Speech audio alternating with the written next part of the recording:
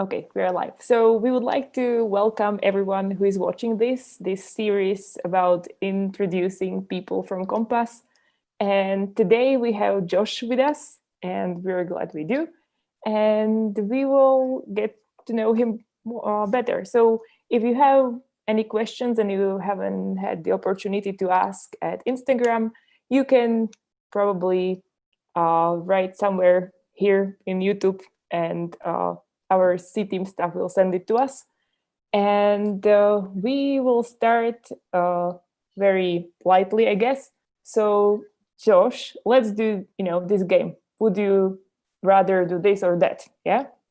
Okay. We'll start with easy ones. So, would you rather spend the next month in Slovakia or in America? Slovakia. Okay. Would you rather have a good Slovak rezeň for this Sunday's lunch, or something very American? I don't know what it is, but like, imagine what you like the most from America.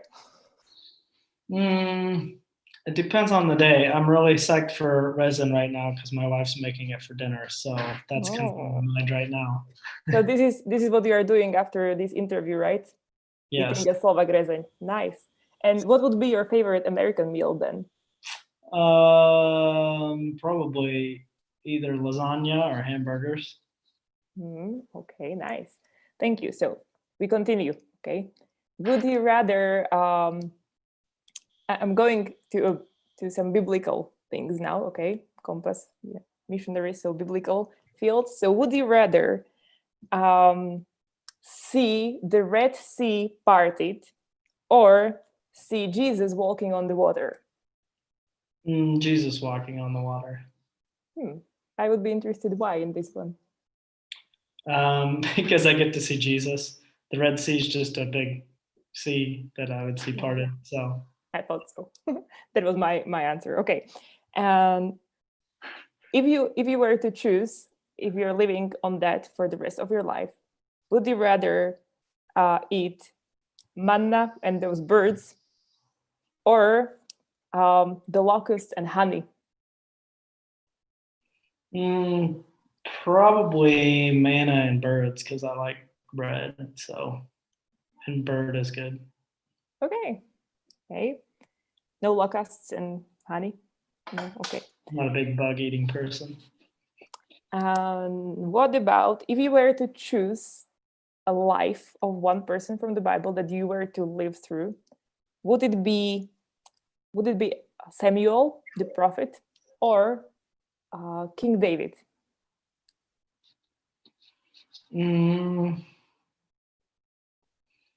Probably Samuel, just because I feel like King David had a lot of responsibility on him, and Samuel did as well, but he was communicating more, and I like communicating more than I do like having responsibility on my shoulders. Oh, great. This is already showing us something about you. That's the thing we want to hear. Okay. I have two more. If you were to choose, who would you dine with? Would you rather have a meal with Moses or with Apostle Paul?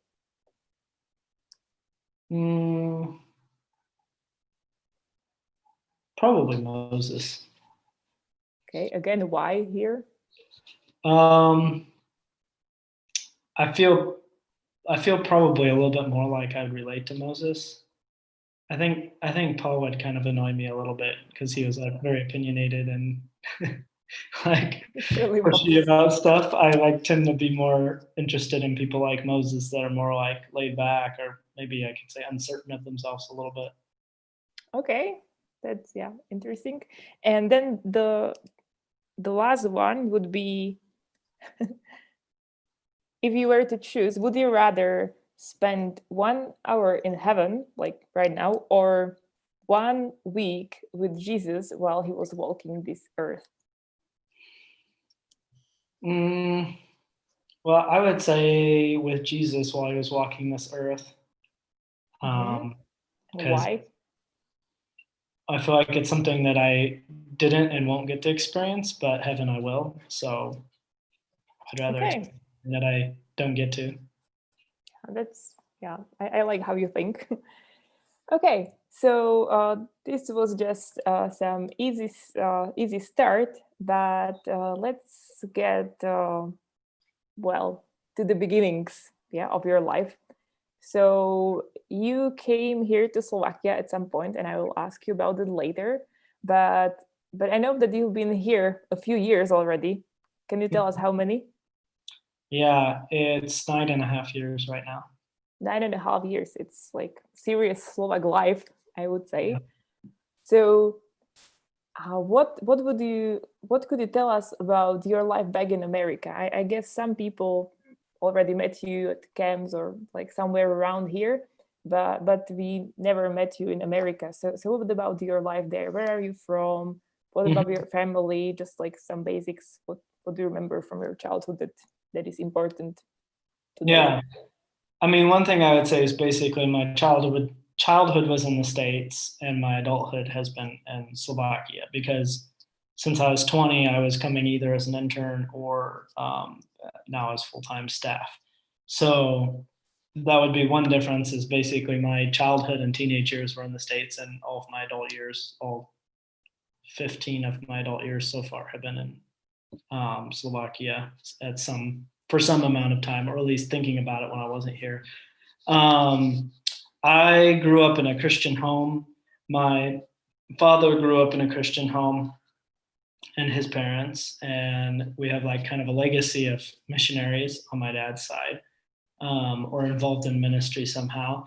And then my mom was a first generation believer on her side of the family. And so, of course, they met at church and they decided they wanted to raise their kids in the Christian faith as well. And so I went to a Christian school, went to a Christian church. Like everything around me was Christian. There was basically just a Christian bubble. I see. And so a lot of my life, like people all say, like when I came to Christ, a lot of people have like in their like teenage years or later years. And like the first time I like accepted Christ's forgiveness in my life was when I was 5. But um, I think it was a long period of kind of finding myself in my own faith. It wasn't Okay. just the one that people kind of gave to me from everything around me. So tell us more. What do you can you even like 5 years old? It's so little. So what do you remember back then? Can you remember anything, or how did you view it all? Mm-hmm. Yeah, that's one of the few memories before 10 that I can remember exactly everything about it. Like I remember the room that I was in, the color of the room. I remember which light was on because I had 3 lights in my room. I can remember which light was on. And I was worried. I had come home from Sunday school and I was worried that I was going to go to hell. And so I asked my mom about it and she was like, for certain that you can choose not to go to hell. Like that like Christ has given you an option to choose him. And so I remember praying with my mom and basically just repeating what she said. And like really from that point, I would say there was like this desire in me to do right. And it changed when I was 13. I went for the first time on a missions trip to Mississippi, which is near a state in the US. I grew up in Indiana, which is near Chicago. Um, I guess I went right into my testimony and nothing about like where I lived. And so we went and we were in this like really poor community, and people like didn't have like had roofs collapsing on their houses and kids with no clothes on, and like it's just really poor and it was something I'd never experienced before. And I think it was at that point where I realized um, that my faith was something more than just praying a prayer and then being good. Like, okay, I just, now I got my free ticket into heaven, but it was like the way I live and the way that I express God's love towards others. So that was like 13 when that happened. And then it's just been a journey of learning how to express God's love and his good news to others since then. So yeah, I would say that's what I could say about that. Okay, I like this viewpoint of a journey. I think this is like where everyone is kind of. For someone, it's more dramatic journey. For someone, maybe not. But yeah. And what about Slovakia? I don't know. Do you remember when you first heard about Slovakia, or were you in contact with someone, or how did you get to Slovakia actually? Yeah, probably a lot of people watching this would remember Mike Sullivan or still know Mike Sullivan. He was serving here in Slovakia, and he had contacted one person in the States who contacted the chaplain of my school. I went to a Christian college as well, and they were looking for interns for the summer. This was in 2007, but for the summer of 2008. And my chaplain recommended me and one other person. And I was supposed to do an internship, and I wanted to do it abroad. And I was thinking about Namibia, which is near South Africa, working in an orphanage, and God just shut the doors for that and opened them for Slovakia. My parents were actually missionaries for a while in southern Germany and Bavaria, and so I always wanted to come and see where my parents had like lived and had been missionaries. And so I thought Slovakia would be a good opportunity. Like, I just come here and shoot over to Germany because it's super close to Germany. Well, we're not super close to Germany, but compared to the United States, it's close to Germany. So 2008, that was honestly, I would say the reason I came was because I had to do an internship and I wanted to see Germany. Ironically, I never saw Germany that summer. Um, but that's when God started tugging on my heart towards Slovakia. Okay, so do you remember your first meeting with Slovakia? How did Slovakia welcome you here? Well, my first welcome was in Czech Republic because we started the intern amazing race in Czech that year. And my first welcome was that I brought a bottle of soap, like body soap, and it had blown up all over in my bag. And nobody picked me up at the airport for like an hour. And finally, my leader came and picked me up, and I was just like angry because I didn't know what I was doing. I was just in Prague airport. Nobody was there. Never been in Europe as an adult before, and my soap had ruined everything in my bag. So it wasn't a good start. And I pretty much the third day I was in Slovakia, I told my leader that I thought that I had made a mistake and I wasn't supposed to be here. So God brought me a long way from like basically hating Slovakia and not wanting to be here to not imagining that I could be anywhere else, really. Mm-hmm. So Yeah, yeah. We see a successful end of that story with that soap all over because you are still here. That's yeah, great, and we're and I glad. learned not to pack body soap in bags when you fly overseas. So that was Oh, positive as well. that's quite useful, I guess. Been there before, yeah, and it's even worse if you have body lotion all over. It's kind of Sure. yeah crazy. Okay, what about the decision to stay in Slovakia full time? Mm-hmm. Yeah, that was a longer one. After that first summer, I kind of like, there's multiple things God was speaking to me. But one of the things every time I was spending time with him was that uh, basically there was this guy, Kenrick, that was here as a missionary. And he just had a really cool, interesting story. And I remember every time I'd spend time with God in either the word or in prayer or worship, he would always like speak to me, if Kenrick can do this, you can do it. And if you don't know Kenrick, you would have to know his story to really know why it was pretty amazing that he was here. But God kept speaking that to me, and I was like, I don't know. And so I finally got in this argument with God. I'm getting close to the point in my life where I've learned to stop arguing with God on things, but it's still not like great yet because he always wins anyway. So I don't know why I even try. And his way is always better anyways. And I was arguing with him. I was like, well, like I just came here for an internship in the summer. Like I really do not have any interest in going to Slovakia again. I'm not really passionate about Slovakia. I'm a very passionate person, and so it's hard for me to do something. Like it's either like a full on, like I'm totally into something, super passionate and excited, or I'm like unpassionate about it. Like I don't really have like a middle gray zone. I've gotten better as I've gotten older, but like especially back then, I was just like on or off, and I was like off. Like I was not interested in Slovakia at all, and so I had that problem. And the second problem was I didn't think I was good enough, and so God kept putting it on my heart, and I was like, God, if you want me to be here, you have to give me a passion for Slovakia and for Slovak people. And I kid you not, I woke up the next morning with a passion for Slovakia, and I've had it ever since. Really? And That's yeah, great. which is really funny, and it's really hard to tell people that aren't believers and don't believe in God, because they're like, okay, that doesn't make any sense. But like literally, it was like I went to bed, I woke up the next morning, and my dad was talking me out of quitting school to move over here. He's like, let's finish your last semester and get your bachelor's degree at least before you just quit and move to Slovakia.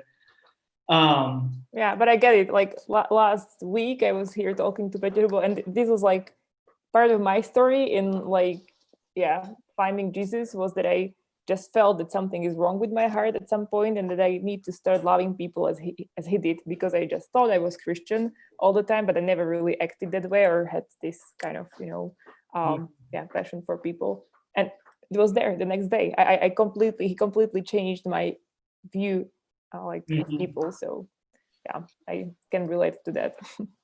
Yeah, I remember the second thing too was that I didn't think that I was good enough to be a missionary. I had this like idea that you have like people here that are like missionaries and pastors, they're good enough, and the rest of us who just give money and pray for them. So, and isn't it like that? What? Isn't it like that then? Yeah, well, like the good people that go and serve, and God quickly changed that, and He was like, no, no, no, no, no, none of you are good enough to do this work, but I call you into it. And some people I call to go, some people I call to pray, some people I call to give, some people I call to serve. And He's like, I'm calling you to go, and I think that was a good posture even to start. Like I didn't really think I was good enough to do this, and I still don't think I'm good enough to do this, but I know I have a Savior who is good enough to do it.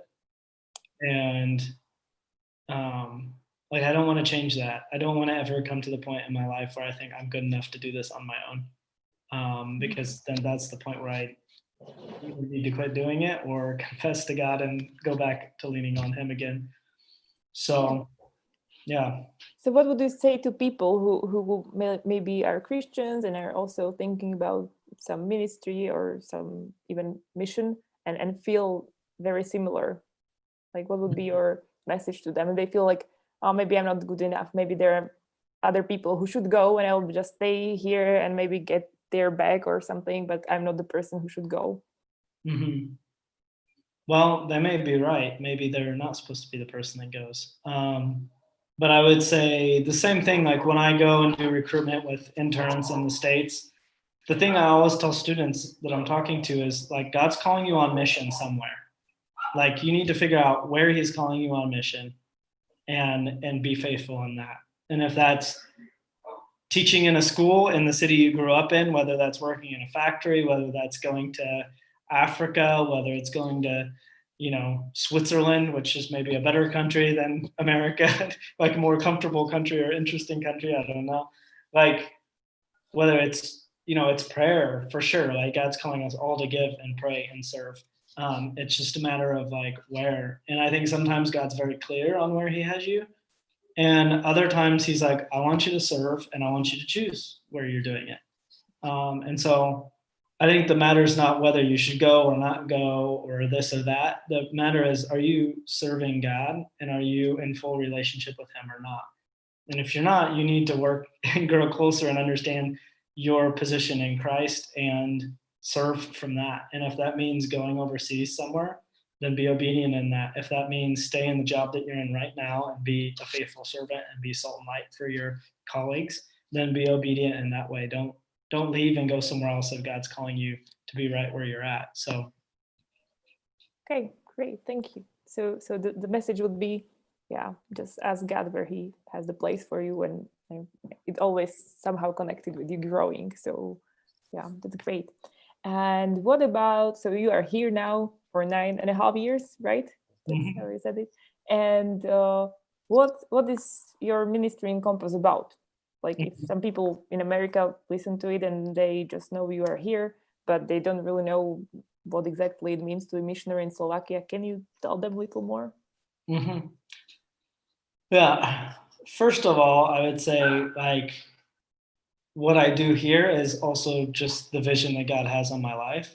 And that's that I exist to glorify God for the purpose of young men knowing who they are in Christ, growing in maturity, loving their families, their future wives or whoever, in a way that's God honoring. And so that's what I do, and I do that wherever I go. It doesn't matter whether I'm here or if I'm visiting in the States. Like, my vision's always the same. I want to see young men growing into mature men of God.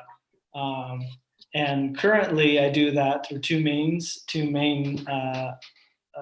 avenues. One is my local church. Actually, I could say three avenues. One is through my local church with youth that are there, discipling them. I do that through hobbies. I work on old cars and different things, and I love discipling young guys through that. Another avenue is through camps.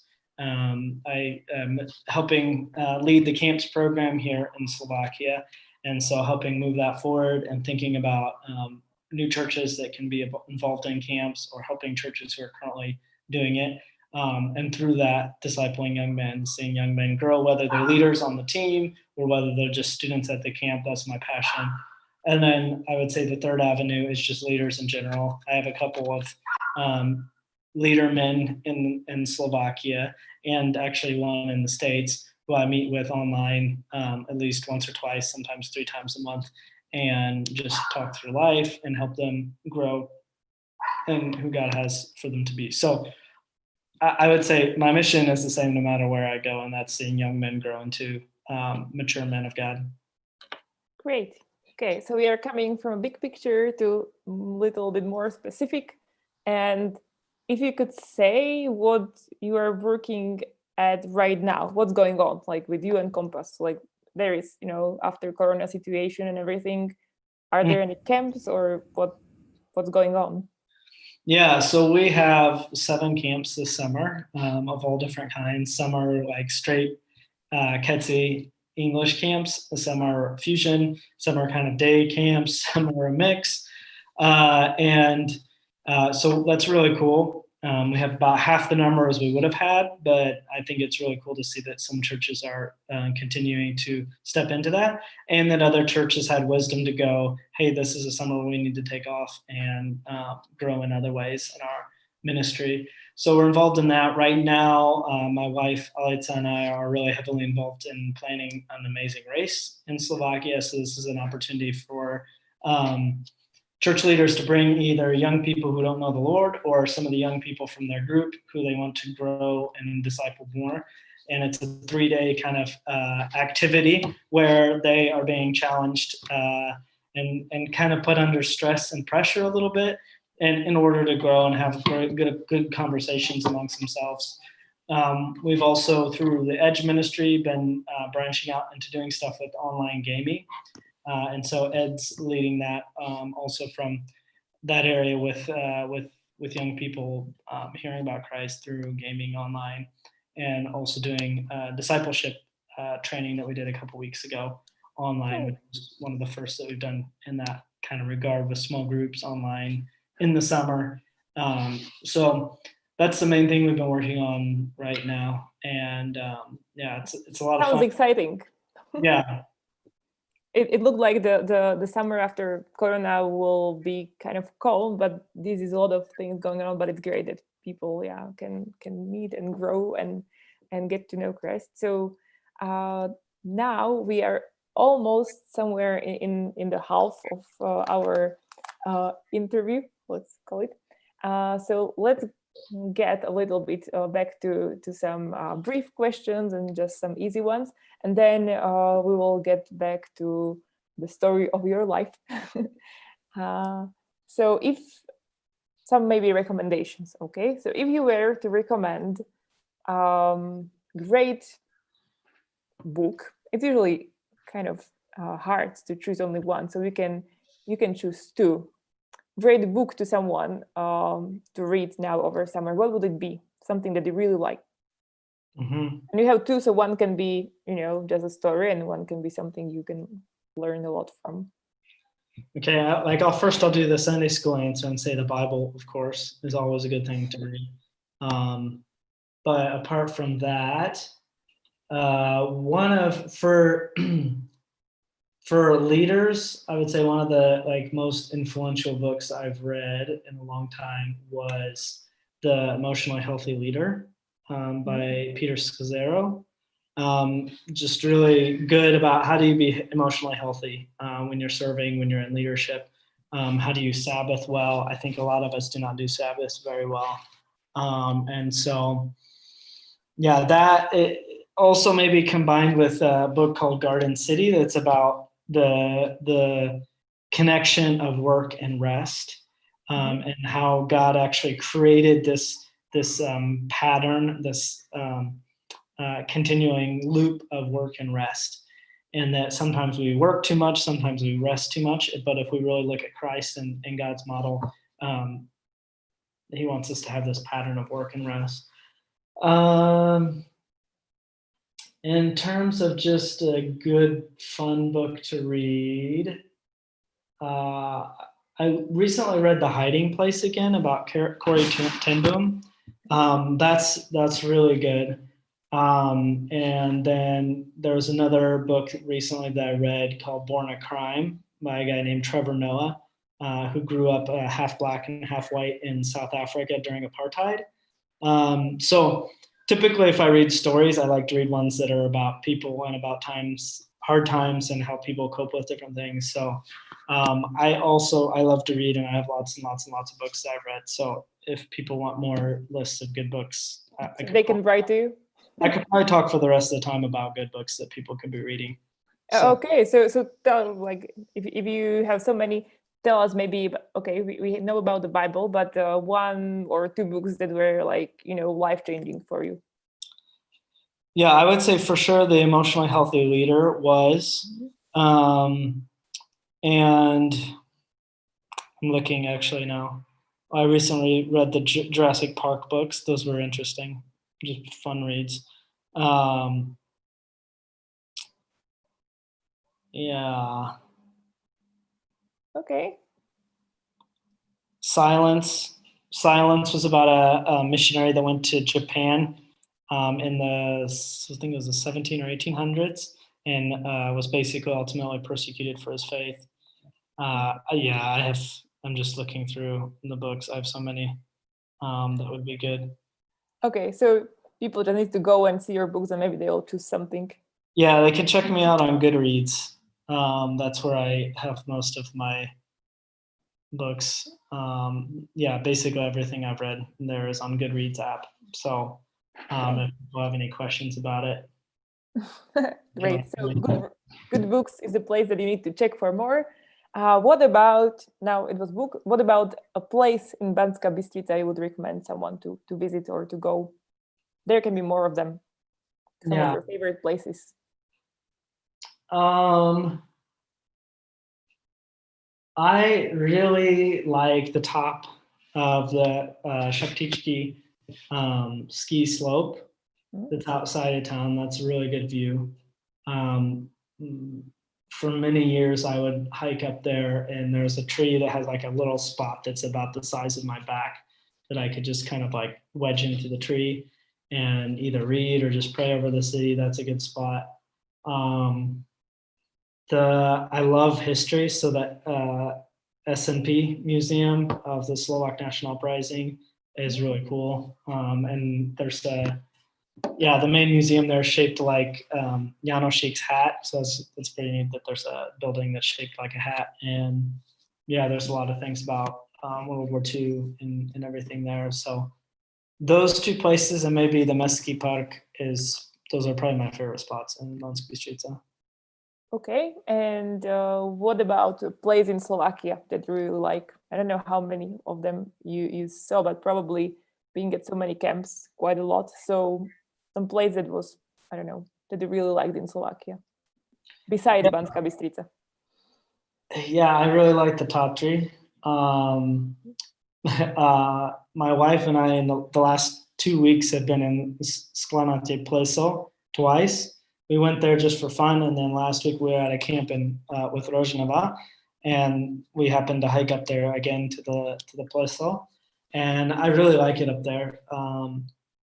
It's just beautiful. I think anytime you can get out in nature and get up high somewhere and see just the glory of God, and like how these mountains are just like and they were there. and like you just realize how big God is when you're in these giant mountains, and like he just made them in a snap, like even faster than a snap, and he made them. It's pretty spectacular. If we had the ocean in Slovakia, I would say that would be one of my favorite places to go in Slovakia, but we don't. We all miss it. Okay. Wasn't it overcrowded in High Tatras right now? We were thinking about going one weekend, and then we were like, oh, probably everyone is there, so we are not sure.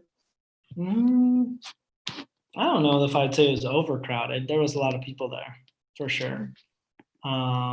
We stayed in Tatranska Lomnica, and I've never been there before, and it was really cool. I would actually go back there many times and highly recommend it to others. I was usually going to Stary Smokovec or Strpske Pleso, but I really liked the Tatranska Lomnica. Okay, great. Okay, so if you were to play some music for us, what would it be? Could you play some instrument, or do you sing or anything? Like actually play something. Mm-hmm. Yeah, I play lots of instruments. I'd probably most likely play on guitar because I think it's like the easiest instrument that I know to play, that people can like sing to and kind of enjoy, and you can take it easily with somebody somewhere, and it's not like abrasive like some of the brass instruments that I play. Okay. What else do you play? So I play guitar, acoustic guitar. I play bass. I play banjo. Maybe banjo I would play too for people.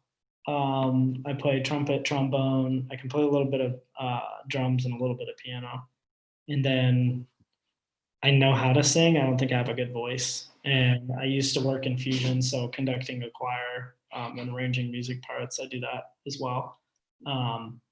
But I tell that to people, and they're like, wow, you must be a really good musician. It's not really that I'm a good musician. I'm just kind of ADD and keep trying. Like I try lots of new things. So I'm kind of like, I'm a lot like my grandpa. I'm a jack of many trades, master of none of them. So there's many things I know how to do, but I wouldn't say I'm really a master at any of them. Okay, so you would probably play the guitar, you said, but like for the people. But if you are to choose which of all these instruments you mentioned do you like the most? Like if you just, hang out and just play for yourself. Probably bass, actually. Yep. Okay. Or banjo. So thank you for this. And we have also some questions from Instagram. So we have it in Slovak, actually. Would you like to how is it with your Slovak? What do you think about Slovak? Do you love it? Do you speak it? Není problém. Není problém. Oh, great. Tak na aké miesto by si sa ešte niekedy chcel vrátiť, sa pýta Peťka cez Instagram. Také miesto, kde som bol predtým, však? Áno. Hoci kde na svete. Vždy rád by som vrátiť do Savannah, Georgia. To je, kde som myslím si, proposed. Zasnúbil? Hej, Alicu. Tak to je moje najobľúbenejšie mesto. Savannah. Ale v Európe asi Alpy. Rád by som ísť do Švajčiarsku alebo Rakúsko znovu. Bol si niekedy lyžovať v Alpách? Tak v Slovensku aj v Rakúsku som lyžoval. Super. Okay. So we could continue in Slovak probably, but yeah, just to make it coherent, I probably will just get back to English. And you mentioned Savannah and Alica, so let's get to this part of your story. Where did you meet Alica? So I met Alica in Ackworth, Georgia. Probably many of you have heard of or know Brian Barton. So she came to Christ through him at camp in 2011, and then ended up moving to the States and living with them, and basically became Brian and Leanne's adopted daughter. so I was on recruitment and in the States, and I actually didn't really want to go to Atlanta because I felt like it was kind of wasting some of our resources to go from where we were to there. And I was like, Brian's already going to come anyways. But some wise members of our Compass staff recommended that strongly that I still go to Georgia. And so went there. I was with Yanni and Lenka Shmochkoltsi, and we went to visit Brian. And they were like, "Hey, we have this student. She was with us. She's downstairs working right now on her homework, but she should be up soon." And she walked in the room, and I was like, "Who in the world is this woman? She's amazing." And she walked across the room, and my version of the story, she walked across the room, and her hair was blowing in the wind, and she came and gave me a hug. Her version of the story, she tripped over a toy and accidentally fell into my arms. I love this. Either way, it's pretty awesome. And we began talking, and kind of came to the point where we both feel like I'm American, but I don't feel American. I feel more Slovak. And she's like, she's Slovak, but feels more American. And we feel more at home in the other person's country than we do in our natural country. And so we were talking about that and how actually the Bible talks about us being foreigners and aliens in this world. And so, like, feeling like we don't belong where we should belong, and don't really belong where we feel like we do belong. That that's really where God wants us to be, because our citizenship is not in Slovakia or America. It's nowhere here on this earth. It's in heaven. And so, we just connected on that and just continued talking and began dating online. There's a whole funny story with that I was dating her a month longer than she was dating me because I'm pretty poor at communicating. It's something I'm learning in marriage, is how to communicate better. So you knew already that you were dating, but she didn't know it, like, for I thought I was very clear with the fact that we were dating, but apparently it was not very clear for her. And so about a month after I thought we were dating, we kind of came to the realization that she didn't know that we were dating. And so I made it more clear that time. And so that's our official dating is from when she understood, which is fair. I mean, like, both parties should agree that they're dating before you consider yourself really dating. So I believe so. Yeah. So maybe it had to do something with the fact that dating in American concept and dating in Slovak concept is a little bit different. Have you ever heard about that? Yeah, I think that was it. I think she was viewing it more like he's American, so we're kind of getting to know each other. And I was viewing it like she's Slovak, so when I say we're like going together, we're going together. Like, it's, so yeah, it's interesting how many times we have cultural things that we miss with each other. That's like actually the opposite. Like, I miss something that's American, that she's thinking the American way and I'm thinking the Slovak way. And then sometimes it's the opposite. So yeah. But it's nice that you both know both cultures, right? So you can understand each other better. Yeah, for sure. And we had another question from Instagram, from Denisa, and that is, what would you advise to those couples that have a long distance relationship? How to manage that? Yeah, one thing I would say is I always thought online dating was stupid and didn't work, and got to kind of change my opinion on that. I think it's important that you know the person first. Like, I don't know how safe it is to just start dating someone you've never met online. You can debate that, but I think actually one of the advantages was, I think when you're in person, a lot of times your relationship leans more towards the physical, and you have to have a lot more stricter boundaries to how far you go physically. And I think you can easily, like, if you have a problem in your relationship, you can easily just be like, let's just watch a movie or do something else, and like kind of ignore it. But the benefit of online is that you're just talking, like we're talking right now, and I don't really have a choice. I can't like go away. I can't just say like, hey, let's watch this movie and not really talk to each other. Like you just have to talk. And so I think that it really helped our relationship because we learned to communicate well. And actually, we've like when we were doing premarital counseling, the counselor thought it was really funny because, like, most of the time she's telling people to look at each other when they're addressing each other in counseling. And for us, it was like we'd immediately like she'd ask a question and I would just go and like look straight at her because we don't know how to read each other's like thoughts or emotions like side to side, like because we're so used to looking at each other for all the time. Getting to know each other was always looking eye to eye, and so I would say most of our disagreements usually happen in the car because we can't look each other face to face and we just can't see what the other person's like how they're reacting. Um, but I would say like for sure it's definitely valid to date online.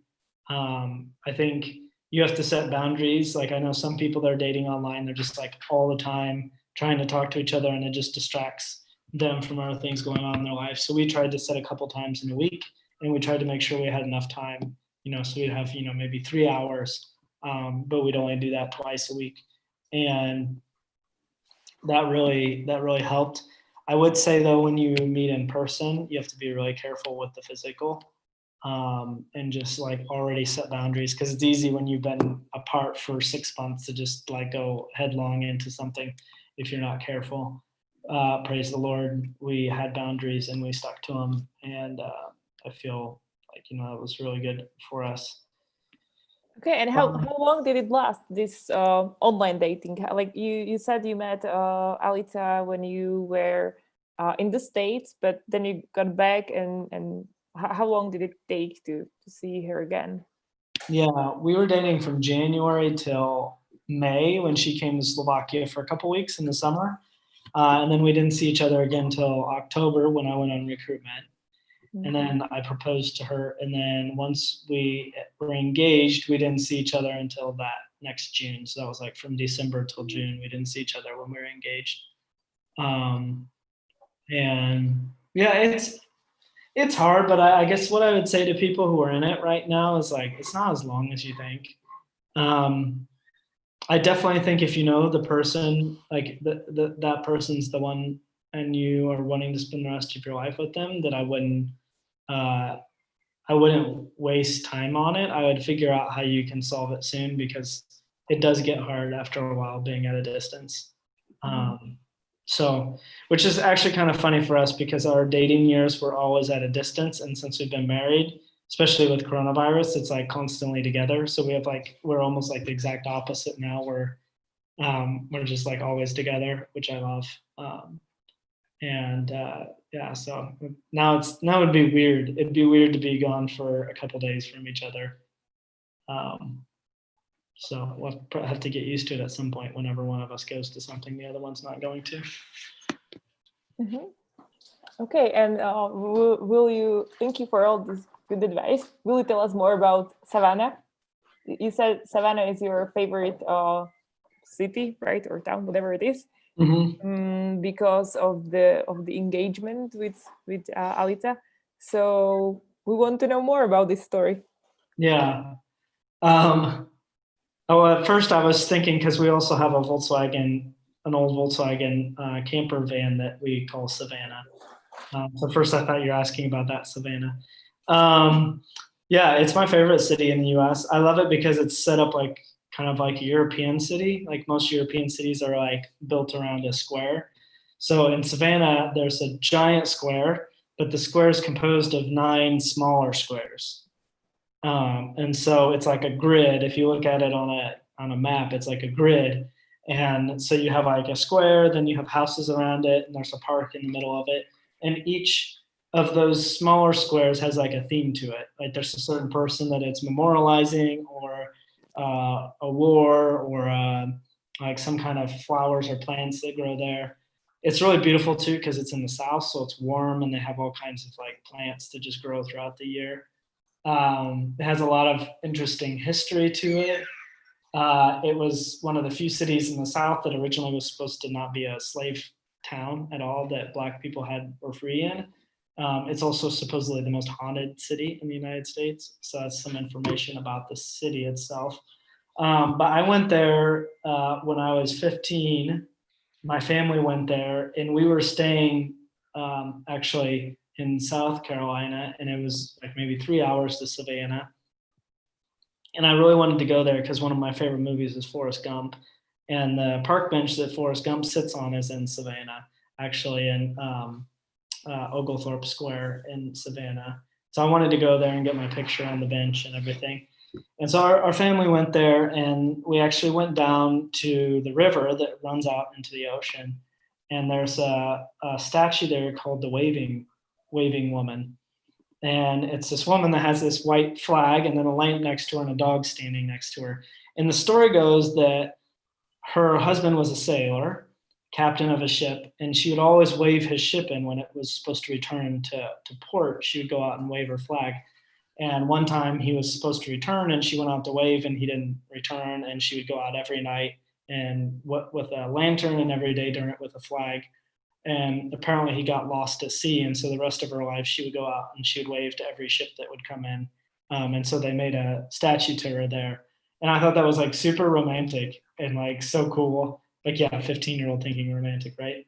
And I thought, like, that's so cool. Like, what is some symbol of like loyalty and like I'm with you to the end, even when it's like clear, like 20 years into him being gone, like it's clear he's gone, but she was still out there waving in every ship, hoping that her husband would return. And so I remember when I was 15 thinking, like, if I ever like am going to get married, like I would like to propose to my wife or to my girlfriend at that point here. And so, the girlfriend that I happened to have lived in Atlanta, which was only 4 hours from Savannah. So Perfect setting. Yeah, I kind of tricked her into going to Savannah with me. And she thought I was going to propose the entire day. And I just played it off. Like I did, like, we went to a train museum because I love trains. And then we went around town, and I I had a whole plan for the day, but the whole day I acted like I didn't know anything that was going on. So like we'd go on a tour, and I'm like, oh, let's just see like what it is. And we're like, oh, it's kind of expensive, but whatever. And I'd already like planned and budgeted for it and everything. And then in the evening, I was like, well, let's just go down and get some candy from the shop for like the Barton kids. And so she's thinking like, he's not even taking me to dinner. Like there's just no plan.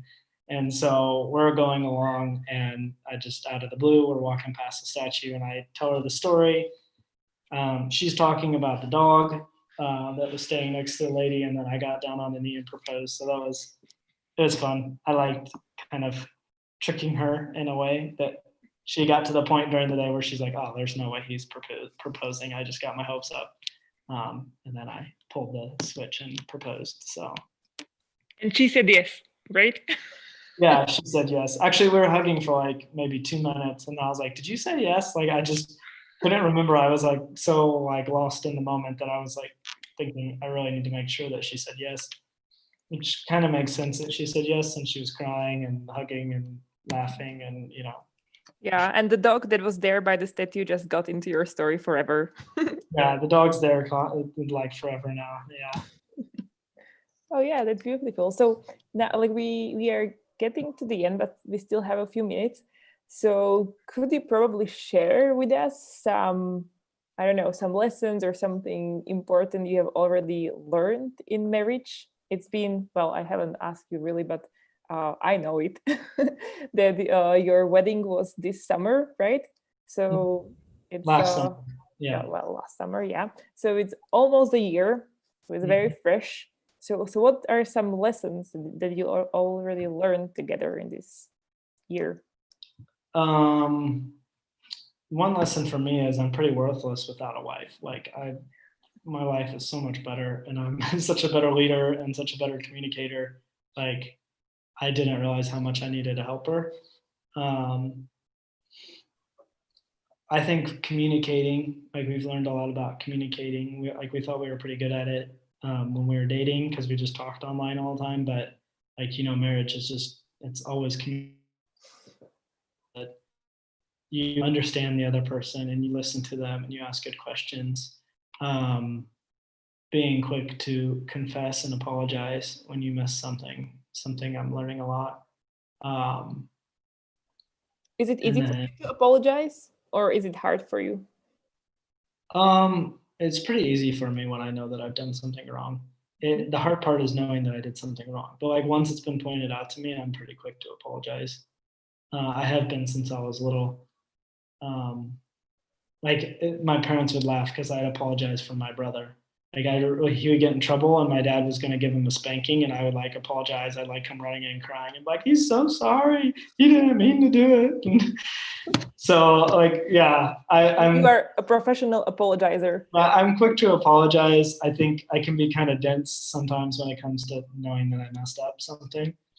Um, so, and I think just being um, sacrificial.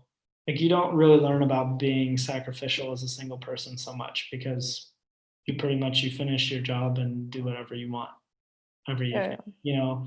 And so to live with somebody that you have to always be thinking about and what their needs are and where they're at and what's going on in their life, like it takes a lot of sacrifice. And so I think God's taught me a lot about sacrifice, and I think it's actually carried over very well into even the ministry that I do. That I'm a lot more willing to sacrifice my time and effort and life for other people because I'm getting more used to it. And I hear that once you start having kids, then it's like the lessons doubled, and you become even better at sacrificing. Hmm. Well, I actually thought that, like, over the years of ministry, I was like, oh, I've learned a lot about how to, yeah, sacrifice things and just be generous with your time and things and everything. And then I got married, and I found out I found out I knew nothing. So yeah, Yeah. I get what you're saying. Okay, and as we skipped your wedding, would you like to tell us something about that? What do you remember from the day? Do you remember it at all, or was it just like, oh, big day and we just went somewhere to the history?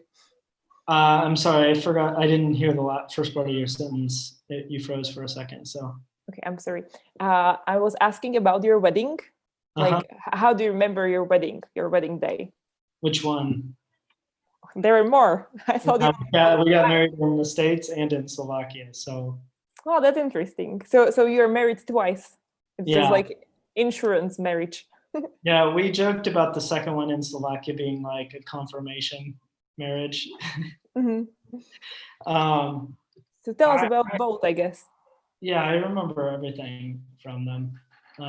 Yeah, I feel like a lot of people, even it's probably more for the bride, like that you don't remember anything, but I remember everything about it. It rained like 20 minutes before we should start in Georgia, and it was like the whole wedding was outdoors. Everything, like the reception, the wedding, everything was outdoors. So it started raining. I remember looking at my radar on my phone and seeing that in the entire state of Georgia, the only place that had any clouds and rain was exactly where we had the wedding. So that was kind of funny. But it actually kind of cooled it down a little bit. Anybody's been to Georgia in August, it's pretty hot. So it was nice actually to have it rain. Um, yeah, I remember standing around the corner holding hands with Alexa and praying before we went down the aisle, and I hadn't seen her. And I can remember when she walked out for the first time and like how beautiful she was. Like I just couldn't even like speak. Um, yeah, I remember the worship, the vows. Brian and Brad Winkleski. Anybody knows Brad Winkleski? He stood in for Brian because Brian was the pastor and the dad giving Alitza away. So Brad stood in first for Brian, and when they came up, they did like a chest bump to switch places. So that was really funny. Um, I would say the only thing I don't really remember from the wedding is random people that I met, like people that I didn't know. I just met, like they came up and like, hey, congratulations. Those would be the people that were not as easy for me to remember, but like everything about the time. Um, Okay, what about the Slovak wedding then? Like when, like how far apart were they? They were 7 days apart from each other. We got married in the States on the 10th and in Slovakia the 17th. So I actually flew 7 days before our American wedding. I flew to the States, prepared the wedding, got married. The next day we flew to Slovakia, prepared the Slovak wedding, got married, and the next day flew back to the US again. Wow, that sounds pretty intense. Yeah, and then I had the flu for a week, which is not surprising. Well, Because I also did camps before that, so it was like basically like 3 months of man. like nonstop, like not sleeping very much in the night, and of course, like camps, you're working all weekends, and yeah, so it's pretty crazy. Yeah, Yeah, the many. wedding here, it was fun. It was great to have people from JV, from Compass, from my local church. I had some friends from my like Volkswagen club that came, and yeah, it was a blast. It's American weddings and Slovak weddings are very different, and you party until the wee hours of the morning here in Slovakia. And we actually had the police called on us because we were being too loud at one point in the night and didn't have permission. I didn't realize the place that our church had, it was a school that our church runs, and they didn't know that they needed to get permission to make noise. So it's like 2:30, 3 o'clock in the morning, the police came and were like, yeah, you can't really be making noise, but as long as you like close the windows and turn down the music, which we tried, but in August, closing the windows and turning on the music, it just turns into a sauna with quiet music. So it kind of ended the party a little bit. Okay, just very shortly because our time is running up. But Volkswagen Club, I've never heard about things like that. What is it? Yeah, so we have two Volkswagens. We have an old camper van from 1980, and then I have a Volkswagen Beetle from 1976. And yeah, there's Volkswagen Bus Club Slovakia, and I'm friends with the like guy who started it, who lives in Banska Bystrica. So, and actually this weekend we're going tomorrow to the Volkswagen Bus meet for Slovakia. So we're going to be there all weekend in Nova Banja, camping and seeing all the cool old Volkswagen vans Nova around. Banja. So if Yeah. anyone wants to join the Volkswagen club, they should go to Nova Banja tomorrow, Yeah. right? Okay. You need to bring a Volkswagen van or car though. So Aha. So it's yeah, not it's so only easy, I for guess. Volkswagen people. Okay, Josh. Well, we are getting to the end. Like we are almost there now.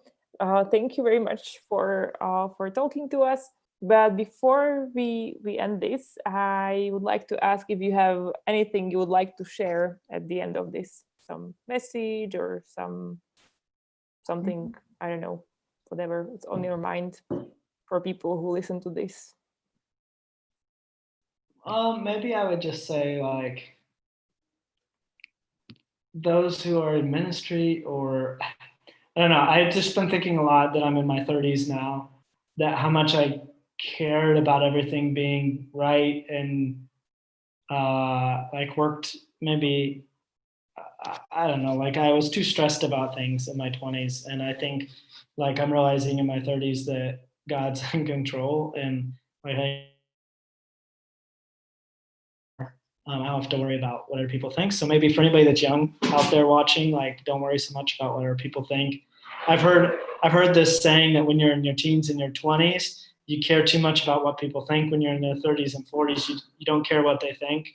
And when you're 50 plus, you realize people don't think about you as much as you thought they did. So yeah, I just don't worry about what people think. Serve the Lord, be in relationship with Him, and like He's gonna straighten your path and guide you forward. It's not about proving yourself to Him or anybody else. It's about loving others and loving God. So Great. So thank you very much, Josh, and everyone who was with us till now. And next week we have another person here from Compass. So join us at 6. Well, now I'm not sure if I know who that is. I guess it's David Kostlan, but you should just check Instagram and Facebook and you will find out. So see you. Bye, Josh. thank you.